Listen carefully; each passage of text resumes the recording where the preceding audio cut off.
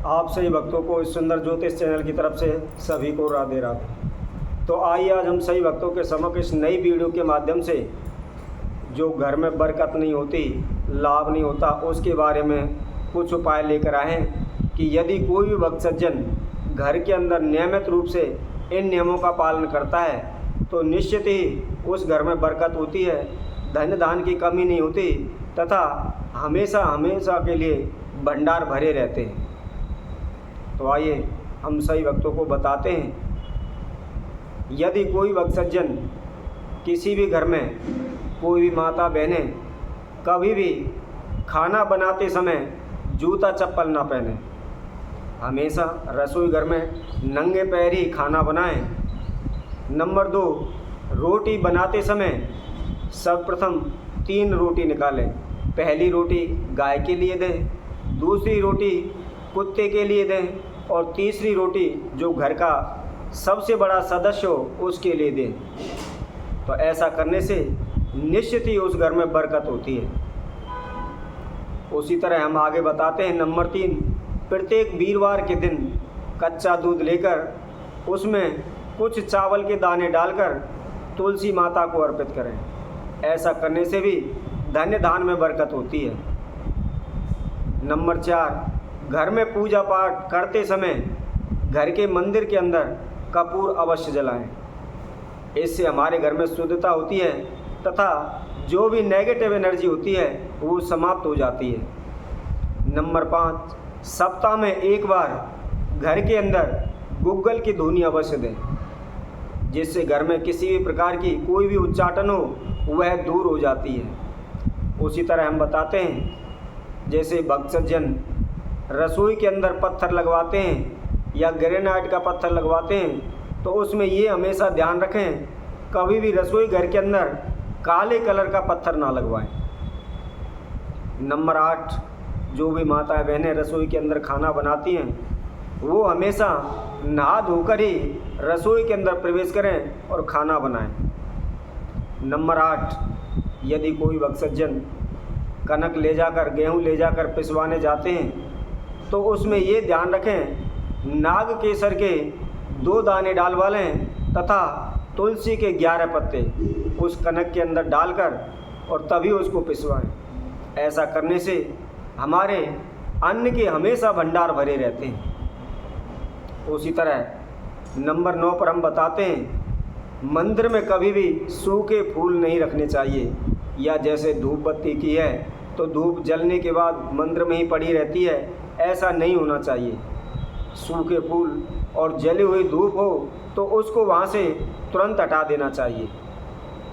आगे हम बताते हैं नंबर 10, घर में कभी भी जो नलका लगा हुआ है या जैसे टूटी वगैरह लगी होती हैं, आपने देखा होगा कई बार क्या है कि कोई टूटी लूज होती है उसमें पानी बूंद बूंद करके गिरता रहता है।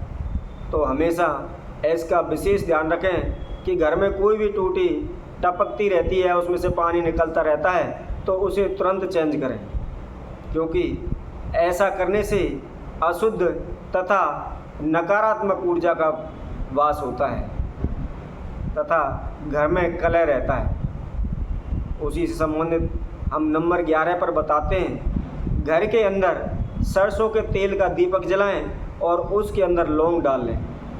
ऐसा करने से घर में धन धान की वृद्धि होती है। नंबर 12 पर हम बताते हैं, यदि आपने देखा होगा बहुत से संत महात्मा की तस्वीर मंदिर में रख लेते हैं तो ऐसा नहीं होना चाहिए। ये अगर किसी के घर में संत महात्मा की आशीर्वाद देती हुई तस्वीर है तो उसे बैठक के अंदर लगाएं, बेडरूम में कभी भी उसको ना लगाएं। उसी तरह आगे हम बताते हैं नंबर 13, घर के अंदर धूप दिया जलाते समय कोई भी उसके अंदर फूंक न मारे या जलते हुए दिए को फूंक से ना बुझाए। उसी तरह हम आपको बताते हैं नंबर 14 पर रसोई घर के अंदर जहाँ भी आप खाना बनाते हैं या गैस चूल्हा रखा है उसके पास कभी भी कैंपर या मटके में पानी भर के ना रखें। ऐसा करने से आपसी कलह बढ़ता है।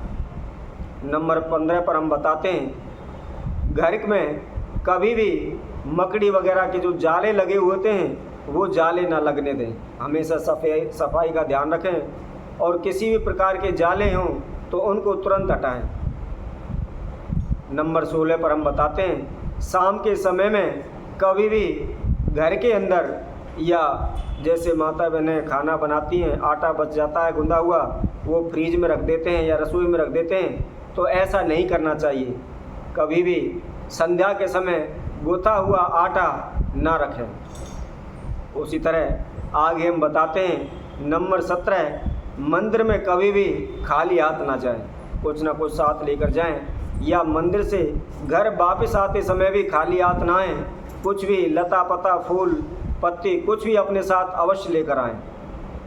उसी तरह हम आगे बताते हैं नंबर 18 पर, भोजन करने के बाद कुछ लोग थाली के अंदर ही हाथ धो लेते हैं, कुल्ला कर लेते हैं, तो ऐसा नहीं करना चाहिए।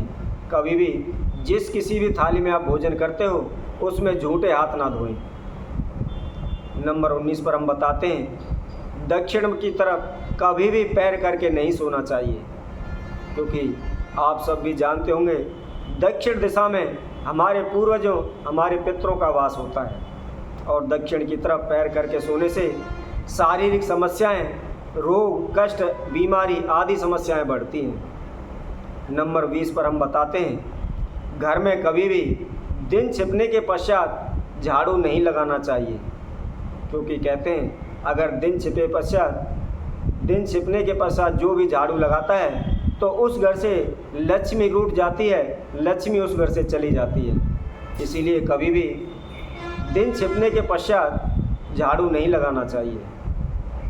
आगे हम नंबर 21 पर बताते हैं, घर के अंदर बहुत से दीवार घड़ी वगैरह लगा देते हैं, कई कमरों में लगी होती हैं, उनकी तरफ ध्यान नहीं देते, घड़ी बंद पड़ जाती हैं, तो ऐसा ना करें।